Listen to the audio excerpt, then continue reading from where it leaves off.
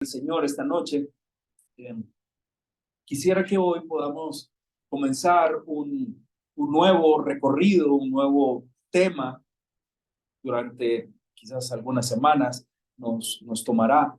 Realmente quisiera que podamos ir por las bienaventuranzas, pero todavía no vamos a entrar ahora a las bienaventuranzas.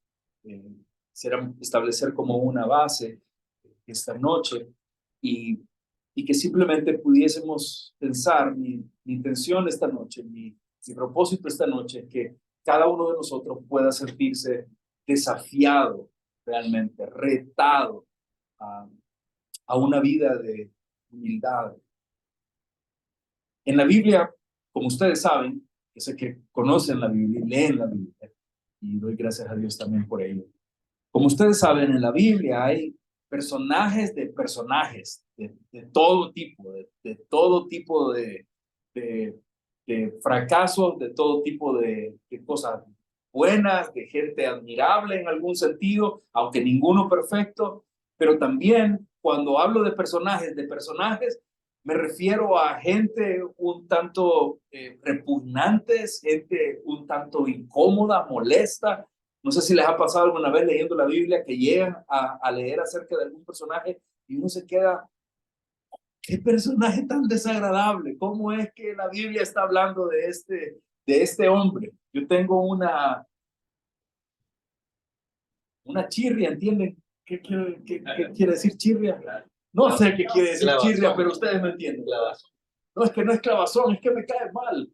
Eh, yo leo en la Biblia acerca de Jezabel y cuando yo leo solo ese nombre, en mi mente se viene una bruja, o sea, una cosa horrible, asquerosa, feo, no sé, me cae mal solo pensar en esa mujer, porque cuando he leído los pasajes donde esta mujer participa, es malvada, es terrible, es perversa, es malévola. Eh, Malévola, no maléfica. Leo. Eh, y así hay como diferentes personajes que están ahí, encontramos en la escritura, pero creo yo que en ese top, entre el top 10 de estos personajes un tanto repugnantes, aparece uno en la escritura, en el Evangelio de Lucas, capítulo 18, cuando Jesús está hablando esta parábola acerca del publicano y el fariseo. Y este fariseo que aparece ahí en Lucas 18, creo que se está ahí en la presentación, pueden verlo en la pantalla. eh, Jesús cuenta cómo este hombre actúa y se expresa, y miren las palabras, el fariseo, puesto en pie, ni tan siquiera oraba a Dios, ni tan siquiera estaba hablando a Dios, sino que dice, orando consigo mismo, oraba consigo mismo de esta manera. Y él decía, Dios, te doy gracias porque no soy como los otros hombres, ladrones, injustos, adúlteros, y tenía a su lado a un publicano. El publicano es un personaje verdaderamente repugnante para el pueblo judío y tiene a un lado al publicano y dice, ni aún soy como este publicano. Te doy gracias, Señor. Díganme ustedes, ¿qué notan en esas palabras? Arrogancia, ¿qué más? Acábenselo, ¿qué te le puede caer mal? Soberbia, muy poca humildad. ¿Qué más le ve? ¿Dijiste, mo? Carnero. ¿Qué más le ven? ¿No les parece como un poco hipócrita de lo que dice? ¿Les parece sincero ese te doy gracias? O sea, que no, ¿les parece que verdaderamente es una expresión de gratitud que él está dando? Doy gracias. Porque no soy muy egocéntrico. ¿Se ve mal o no se ve mal? ¿Sí o no? Está para entrar dentro del top de los caimal de la Biblia. Ahora, Puedo decir algo que va a sonar feo.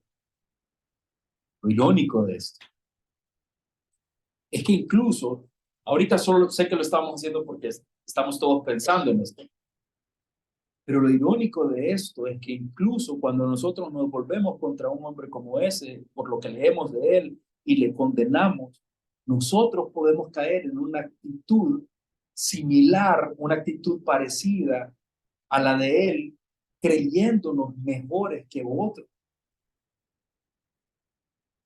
O sea, eso que se ve tan repugnante en ese fariseo que se está contando ahí, es algo más común de lo que quisiéramos.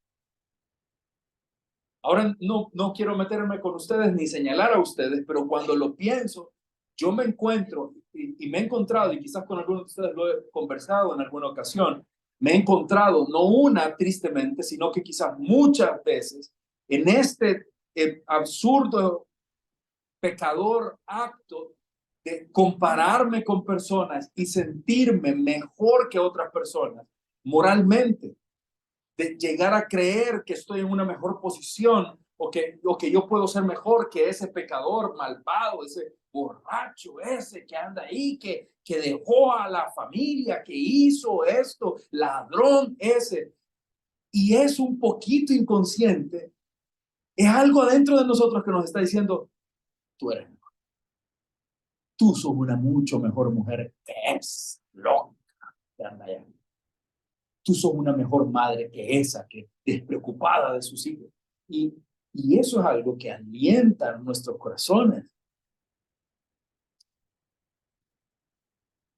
Y uno de los graves problemas, como decían, él manifiesta orgullo, poca humildad, mucho orgullo. Pero este es uno de los grandes problemas con el orgullo, que frecuentemente se nos hace muy fácil verlo en otros, pero no lo vemos en nuestra propia vida. No lo notamos en nosotros. Y es algo que debería de captar nuestra atención mucho más de lo que lo hace, porque es un tema muy crítico en la Biblia, es un tema muy importante en la Biblia. En Santiago capítulo 4 y versículo 6, creo que se está ahí en la pantalla, la Biblia nos habla de cómo el Señor actúa o cómo el Señor trata esto. Miren lo que dice acá, pero Él, hablando de Dios, da mayor gracia. Por esto dice, Dios, ¿qué hace? Resiste a los soberbios y da gracia a los humildes. Este resiste es, Dios se opone a los soberbios. Dios se opone al orgulloso. Entonces, cada vez que nos encontramos con que nuestras vidas tienen alguna pizca, alguna parte de orgullo, hermanos, deberíamos verdaderamente de aterrarnos. Deberíamos verdaderamente de asustarnos cuando vemos que están saliendo pinceladas ahí, como cuando uno se encuentra una mancha en el cuerpo extraña o la mujer encuentra alguna chibolita en el cuerpo y, uy, ¿esto qué está pasando? O algo que nos hace pensar que podríamos estar enfermos.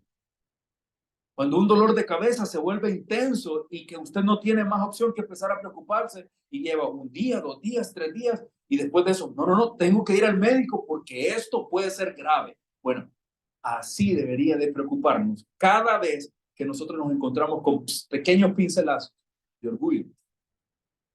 Porque de acuerdo a lo que la Escritura dice, no es un tema sencillo, no es un tema que puede pasar desapercibido. No es, Dios no es indiferente al orgullo en el hombre. Dios no pasa por alto el orgullo del hombre. No es algo que a Dios se le va por ahí. Y entonces, otra vez, el problema en eso es que la mayor parte de orgullosos ni tan siquiera nos damos cuenta de lo orgullosos que somos. Más, mencionamos orgullo y lo más común es que vengan a nuestra mente personas que nosotros sabemos. Si aquel hubiera venido ahora, ya sé a quién le voy a compartir el mensaje de hoy. Pero miren este otro versículo, 1 Pedro 5 y versículo 5. Bueno, está escribiendo el apóstol Pedro, y dice: igualmente, jóvenes, están sujetos a los ancianos y todos sumisos unos a otros, revestidos de humildad, porque Dios resiste a los soberbios y da gracia a los humildes. Miren, si esta noche estuviéramos en la mesita, hubiera sido mejor, porque hubiéramos podido dar testimonio cada uno. Y si nos preguntáramos cada uno de nosotros: ¿hay pecado de orgullo en nuestra vida?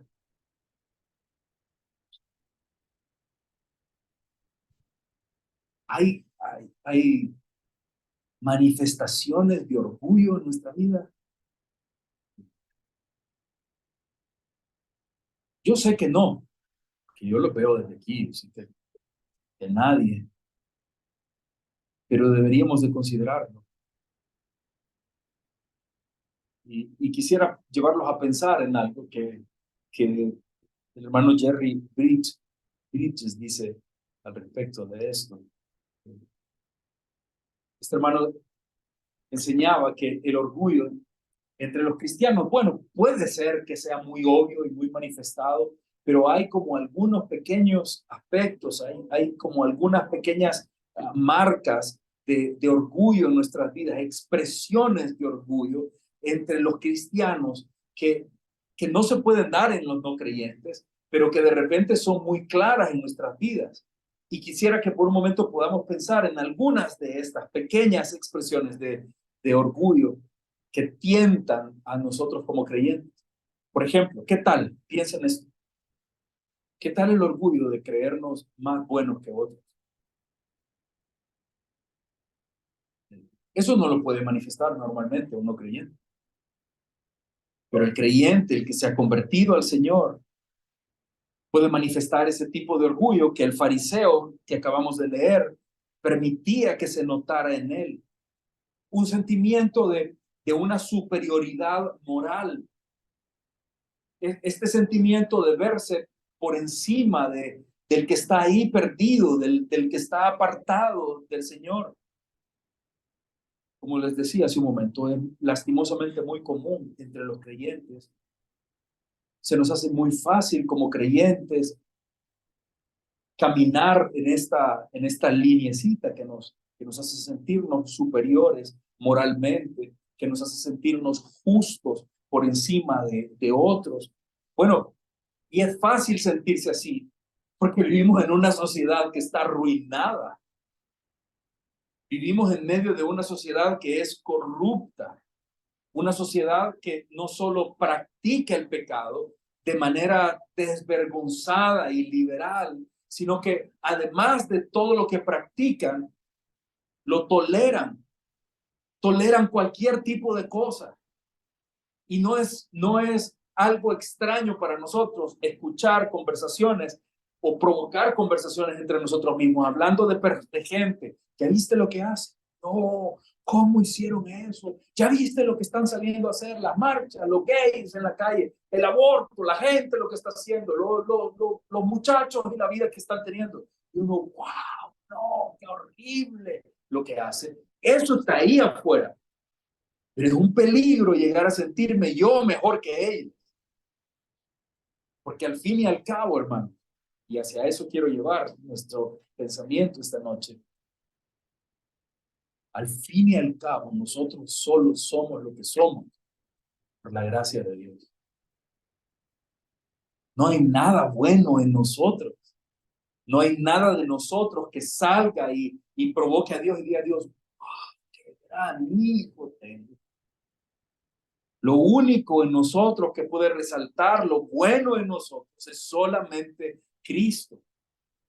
Obviamente, viviendo en medio de actos liberales, de inmoralidad, viviendo en medio de un estilo de vida homosexual cada vez más creciente en nuestros contextos, en medio del aborto, de embriaguez, del uso de drogas, de todo tipo de desórdenes. No, es muy fácil nosotros llegar a creernos mejor que otros. Es muy fácil llegar nosotros a creernos que somos mucho mejores padres, porque, ay, miren mis hijos están bien portados, mis hijos están decentitos, pero los hijos de mi sobrino, y los hijos de la vecina, los hijos de los otros, qué gente. No es algo que consideramos con facilidad, pero esa es una manifestación de orgullo. ¿Se dan cuenta de eso? ¿Se dan cuenta de lo fácil que es estar del lado del publicano? Sintiéndonos como el matrimonio que yo tengo. Bueno, yo las he oído a las mujeres aquí hablar de su esposo. Que a ese hombre yo lo tengo aquí, que se caso y que ahí lo tengo bien dominado. No como otras mujeres que los tienen. No, espero que no. No, de todas se hacen bien humildes. Vamos a hacer. Bueno, eso es un peligro. Debido a que por la gracia del Señor, por el Espíritu de Dios que habita en nosotros, que nos redarguye, bueno, no cometemos un montón de los pecados que se están cometiendo en la calle. No vivimos de la manera en que todos están viviendo, no engañamos, no hacemos trampa, como lo está haciendo un montón de gente afuera. Entonces es fácil que el enemigo ocupe esto para alimentar en nosotros un poco de sentimiento, de orgullo y hacernos sentir superiores o mirarnos un poquito por encima de los demás y mirarnos por encima de otros, considerando de que estamos en una mejor posición. Hermanos, eso no debe ser de esa manera. Debemos vivir alerta del pecado, del orgullo. Porque si bien es cierto, por la gracia del Señor, espero que ninguno venga y caiga en alguno de esos pecados escandalosos y horribles que se hacen afuera, pero también sería tan pecaminoso como eso, caer en el pecado del publicano. Con todas esas descripciones que ustedes me dijeron, arrogancia, egocentrismo, hipocresía, falta de humildad. Ese no debe ser el camino. Miren otra forma de considerar el orgullo de creer que tenemos la doctrina correcta. Tenemos que buscar nosotros estar apegados a la palabra del Señor y vivir en base a la palabra del Señor y aceptar o adoptar la palabra del Señor, que es fiel, correcta. Pero esto hasta puede llegar a ser otra forma de orgullo. Llegar a pensar que nosotros somos la verdad. Pobrecito eso de la iglesia. Pobre gente que no conoce al Señor, que están ahí engañados. Cuidado, hermano, porque es probable que usted esté escuchando una buena doctrina, pero si la doctrina no se está volviendo en mayor piedad en su vida, usted no tiene la doctrina correcta. Si la doctrina está haciendo crecer su cerebro y le está hinchando su cerebro de conocimiento, y está aprendiendo mucho, y está aprendiendo versículos, y está aprendiendo de Dios, y está aprendiendo de la Biblia, pero eso no se convierte en mayor piedad, en mayor amor, en mayor bondad hacia el prójimo. Esa no es la doctrina correcta. Debemos cuidarnos de eso. Y miren otro aspecto más que podríamos pensar, podemos seguir hablando de esto, pero el orgullo de ser exitoso. Normalmente la Escritura habla, y lo habla con claridad, que hay una relación de causa y efecto entre el trabajo, el esfuerzo, el trabajar duro con el éxito. La Biblia recalca y dice, bueno, trabaja y entonces va a ir bien. Libro de Proverbios, capítulo 13 y versículo 4 dice, el alma del perezoso desea, pero nada alcanza. ¿Por qué? Porque no hace nada. Porque pasa perezoso. Porque vive en un estado de pereza. Pero ese mismo versículo lo contrasta diciendo, más el alma de los diligentes será prosperada. ¿Por buena suerte? No. porque es simplemente porque se esfuerza y hay una relación normal, de causa y efecto. Una cosa llevará a la otra. Pero como tenemos esta carne, esta naturaleza pecaminosa, tenemos la facilidad y debemos cuidarnos, por tanto, de que cuando las cosas van bien, no lleguemos a permitir que nuestro éxito, nuestro ir bien, ahora las cosas están caminando, ahora las cosas están funcionando, nos confunda hasta el punto de pensar que se trata de nosotros.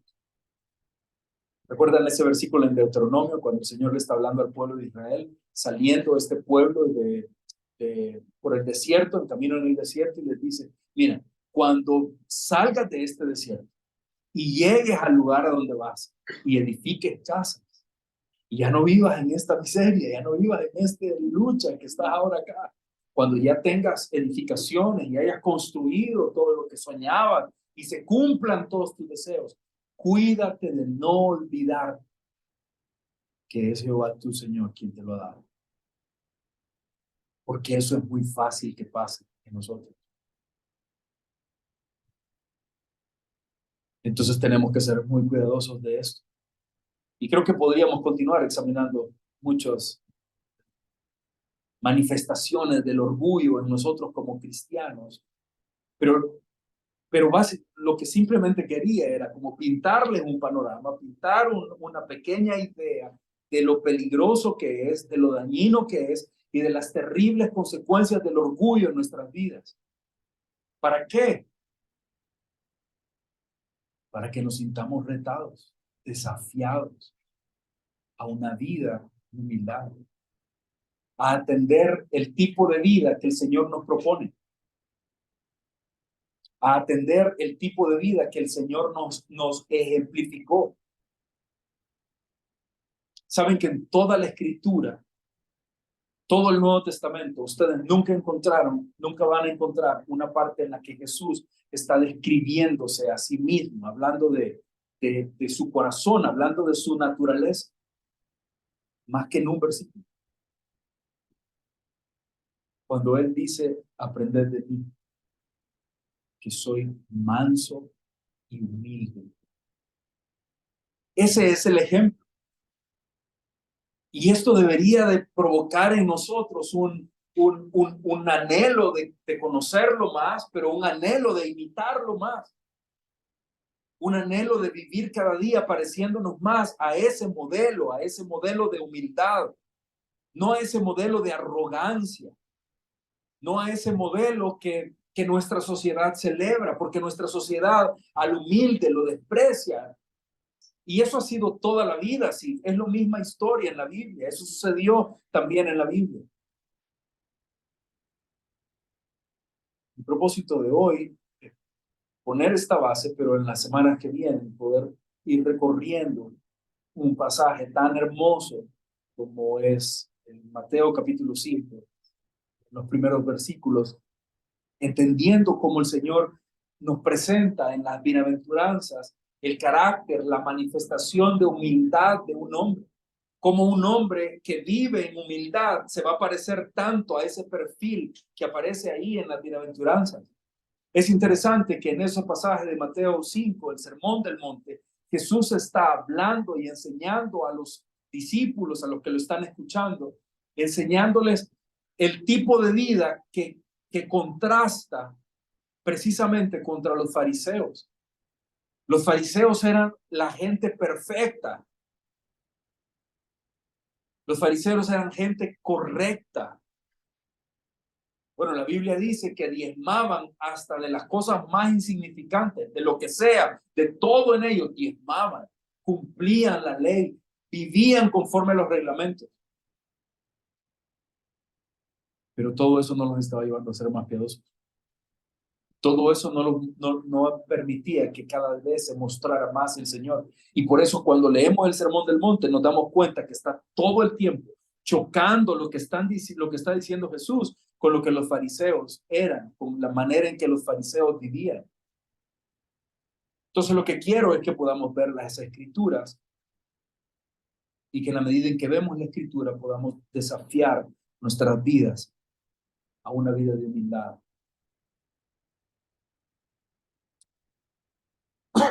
Perdón.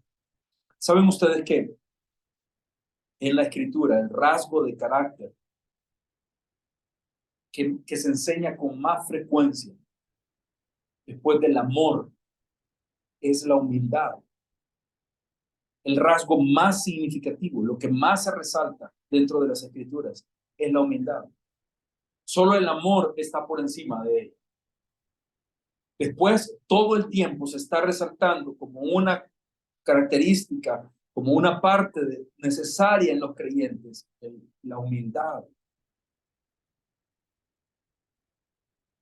Y no sé si hacen un repaso en su mente, estoy seguro que son muy pocos sermones que escuchamos acerca de la humildad, que es muy poco lo que vemos tratando el tema de humildad. Y no parecería que tenía que ser así, siendo que es uno de los temas más tratados en la Biblia para con los creyentes. Pero lastimosamente es así como funciona. Miren, en Efesios capítulo 4, que podemos notar esto. Efesios capítulo 4 y versículo 1, lo que está ahí.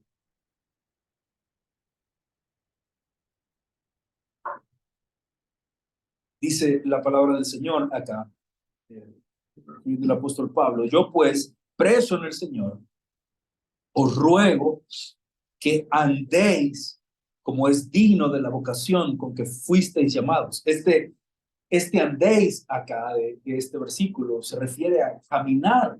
Este andéis es que caminen, pero el significado en este pasaje habla de que vivan su vida, se refiere a la vida cotidiana, se refiere a la vida que todos nosotros llevamos en el día a día, es lo que él estaría diciendo acá.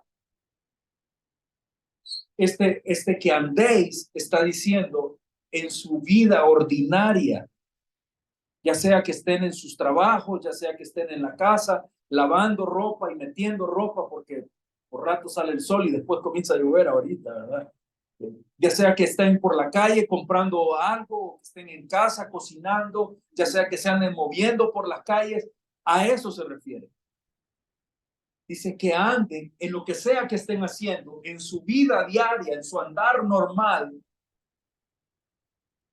deben andar como es digno de la vocación con que fueron llamados. Pero lo que me llama la atención, quisiera resaltarles, es el versículo 2. ¿Cómo explica él ese andar digno? ¿Cómo es el andar digno? ¿Cómo comienza el versículo 2? Cuando amplía el significado de este andar digno, justamente comienza diciendo, en primer lugar, con toda humildad. Lo primero que se espera, lo primero que debería de representar esto para nosotros, un andar digno del Señor. ¿Cómo sería? Con humildad. Quiere decir que mientras nos conducimos por la calle, cuando estamos platicando con los amigos, cuando tenemos una conversación con nuestro cónyuge, cuando estamos nosotros hablando con nuestros padres, cuando nos sentamos con hermanos de la iglesia, cuando nos estamos tomando un café con alguien, cuando estamos en una negociación de trabajo, cuando estamos haciendo cualquier cosa, cuando está en medio de un chat, cuando está en medio de una reunión, si algo debería de caracterizar a cada uno de los creyentes, ¿sería qué cosa, hermanos? Es la humildad. Y el apóstol Pablo lo resalta ahí y lo coloca justo en el primer lugar, porque en la época del apóstol Pablo, ser humilde no era ser popular. En los días del apóstol Pablo, la humildad era un rasgo, una característica despreciable en una persona. Alguien humilde se veía como alguien débil. Alguien humilde se veía como alguien flojo, alguien con el que pueden hacer lo que quieran. Era un signo de desconfianza en alguien porque era una persona débil. Y si lo pensamos de esa forma, No sé si estén de acuerdo conmigo, pero no ha cambiado mucho ahora, ¿verdad? Una persona humilde la vemos como débil. Todos pueden hacer lo que quieran con él. Es que nunca responden. Es que se lo engañan todo. Que es lento. El apóstol Pablo dice, andad con toda humildad.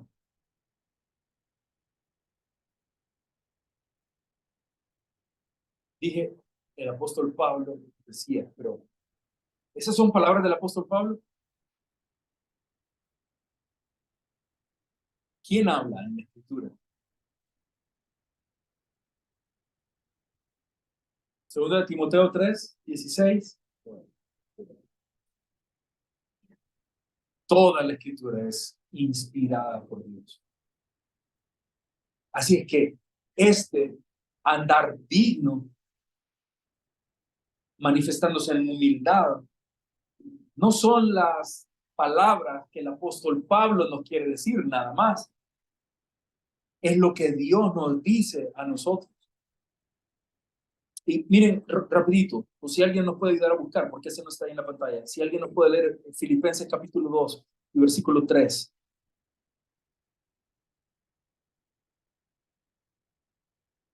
Nada hagáis por contienda o por vanagloria, antes bien, estimando cada uno a los demás como superiores a él mismo. Bien. Lo que quiero resaltar es, no es un mandamiento aislado, pues.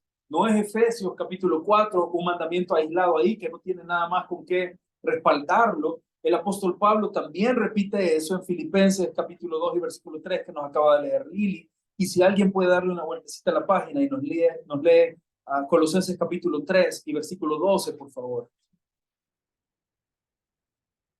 Dios pues, porque de Dios, santos y amados, de entrañable misericordia, de benignidad, de humildad, de mansedumbre, de paciencia. Otra vez, no es un mandato aislado. No está diciendo la humildad como una cosa extraña, diciendo que debería de aparecer en nosotros. Nosotros tenemos, hermanos queridos, que aprender a ver la humildad como un rasgo de carácter que Dios espera de nosotros. No podemos ver la humildad como el mundo la ve. No podemos sentirnos avergonzados de buscar la humildad porque el mundo nos vería de cierta manera. Nosotros creemos a Dios y queremos obedecer y sujetarnos a Dios. Y Dios nos dice, hemos visto ya diferentes textos, que Él nos llama a una vida de humildad. Si alguien nos ayuda a leer 1 de Pedro 5:5.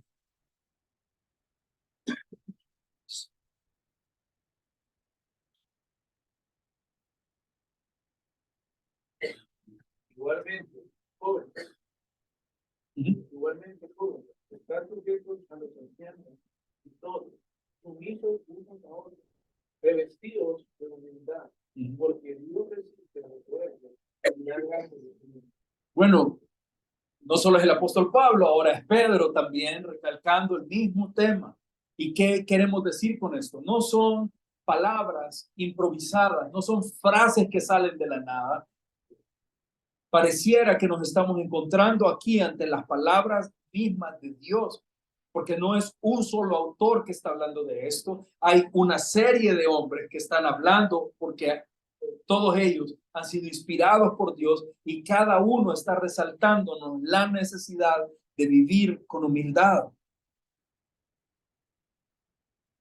Y como vamos a ver las próximas semanas, no solo es Pedro, no solo es Pablo, no solo es alguno de los escritores bíblicos, nuestro Señor Jesucristo mismo resaltó la necesidad o el llamado a una vida en humildad, una vida que se refleje en humildad.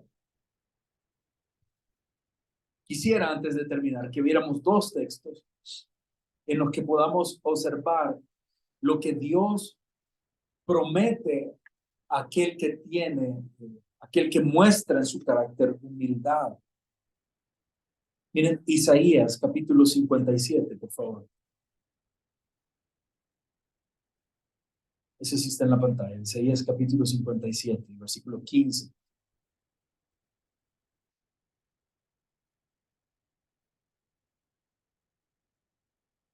Miren qué versículo tan hermoso. Pero sobre todo, miren qué promesa tan hermosa.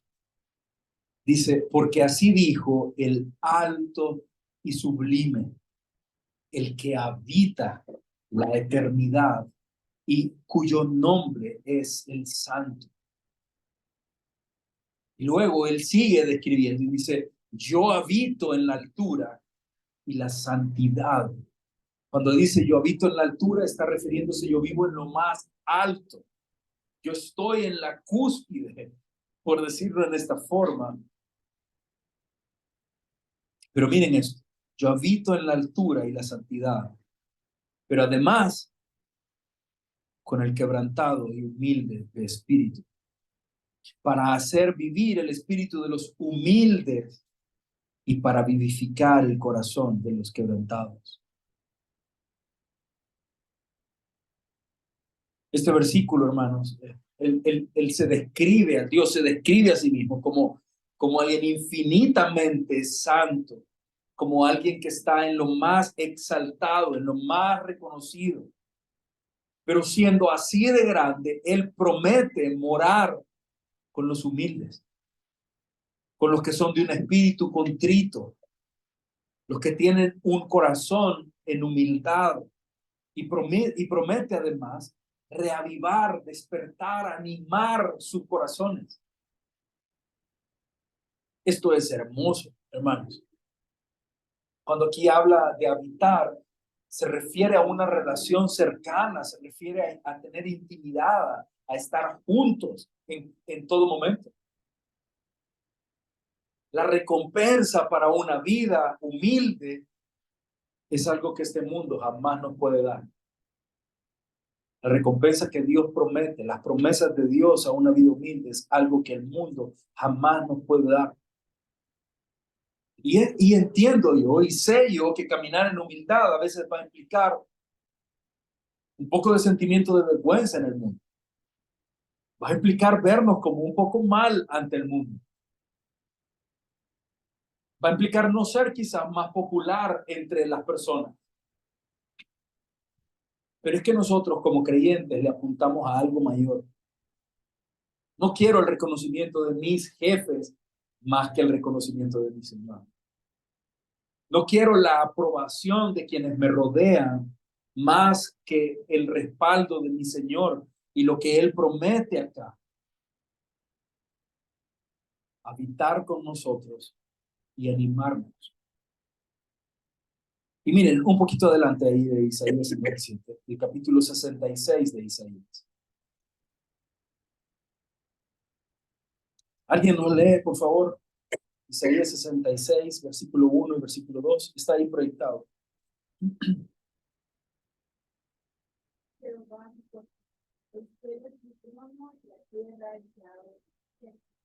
¿Dónde está la causa que me abrente de buscar y dónde lugar mi mano hizo todas estas cosas y así todas estas cosas fueron, dice Jehová. Pero miraré a aquel que me pone y me de espíritu y se tira en la Wow. El versículo 1 y el principio del versículo 2, ¿se dan cuenta la majestad que Él muestra? Lo majestuoso que Él se presenta ahí, diciendo, el cielo es mi trono. Y todos nosotros abrimos la boca ante el cielo. ¡Wow! ¡Qué grande es! Y Él dice, el cielo es mi trono, la tierra, el estrado de mis pies. Ustedes me van a decir a mí que me van a construir una casa. ¿Dónde? ¿Dónde van a hacer algo donde yo pueda estar dentro? ¿Dónde habrá algo que pueda acapararme a mí? ¿Dónde ustedes podrán hacer un lugar para mi reposo? No pueden hacer eso. Él es demasiado grande, Él es majestuoso. Dice, lo que sea que hagan, lo que sea que ustedes quieran hacer para mí, es mi mano la que lo ha hecho. ¿Cómo vamos a impresionarlo? ¿Con qué vamos a lograr asombrarlo a Él? Entonces, Él se muestra de esta forma tan majestuosa, tan espectacular, tan impresionante. Pero desde lo más alto donde está mostrándose, luego baja y dice, pero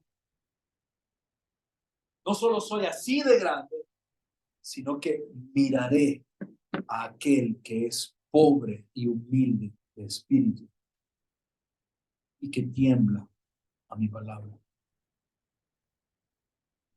Dios promete en estos versículos, hermanos, que caminar humildemente, que tener un andar digno del Señor, como decía Efesios, con toda humildad, nos traerá una relación con Él, una cercanía con Él. Traerá una condición en nosotros donde Él mirará con favor nuestras vidas, con afecto lo que hagamos. Y Él estará ahí para alentarnos cada día. Mi llamado esta noche, todos nosotros, es que en lugar de despreciar la humildad, nos sintamos desafiados a ser edificados, guiados por la palabra y tener una vida en humildad. Que no lo rechacemos como el mundo lo ha rechazado, la humildad, sino que nos sintamos desafiados hacia ella. Creo que el solo hecho de pensar lo poco que pensamos en la humildad debería de humillarnos. Lo poco que concebimos la humildad debería de humillarnos. Una definición que leía acerca de humildad me encantó porque decía, la humildad es evaluarnos honestamente a la luz de la santidad de Dios y nuestra pecaminosidad. Hermanos, no sería difícil vivir en humildad si solo vivimos conscientes cada día de que somos pecadores, hermano. Él es santo. Somos pecadores. Somos seres creados. Todo. No hay diferencia de ninguno. No importa lo que tenga, dónde lo tenga, cómo viva, cómo sea, cómo actúe, cómo se mueva. Nada importa. Todos somos seres creados. Y eso debería de humillar hasta el que se crea más. Pero les voy a decir algo que a nosotros como creyentes nos debería de humillar todavía más. No solo el que somos pecadores, no solo el que somos seres creados, nos debería humillar el hecho de que nosotros somos santos.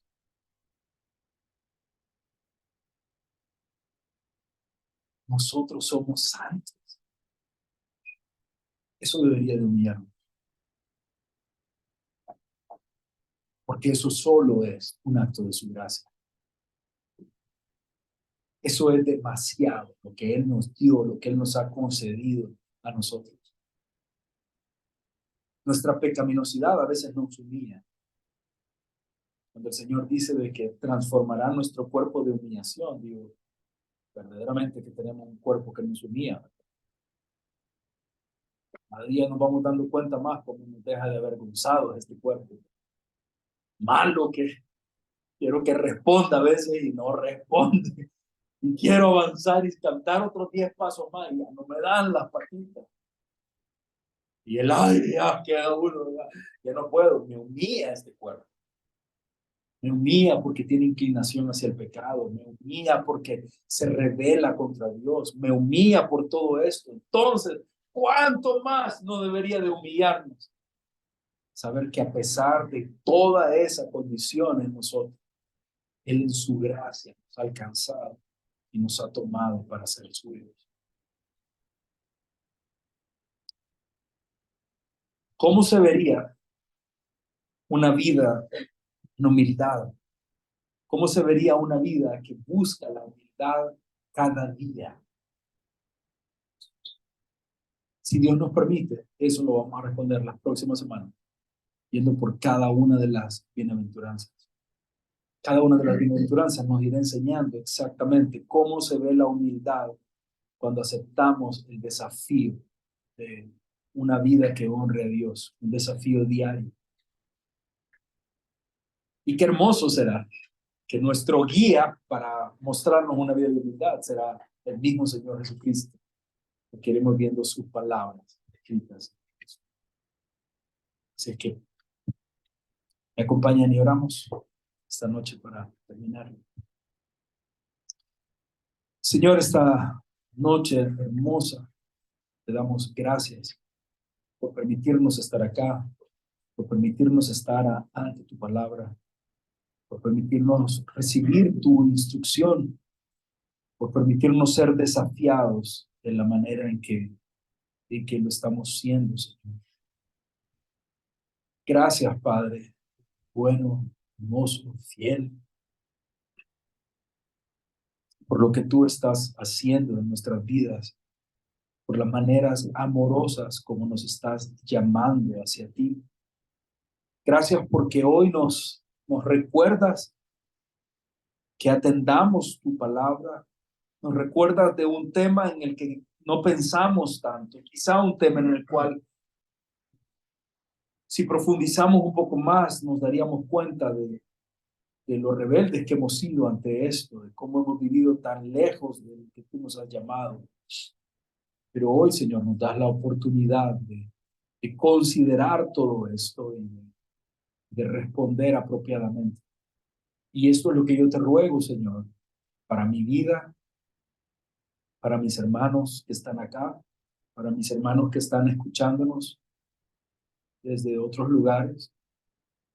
Danos, Señor, la capacidad no solo para escuchar, sino para responder apropiadamente, Señor, para poder reconocer todas esas expresiones de orgullo que hay en nuestras vidas y poder verdaderamente levantar una batalla en contra de esto, sometiendo nuestras vidas a ti, Señor, y rechazando toda forma, todo acto, todo pensamiento de orgullo en nuestras vidas, Señor.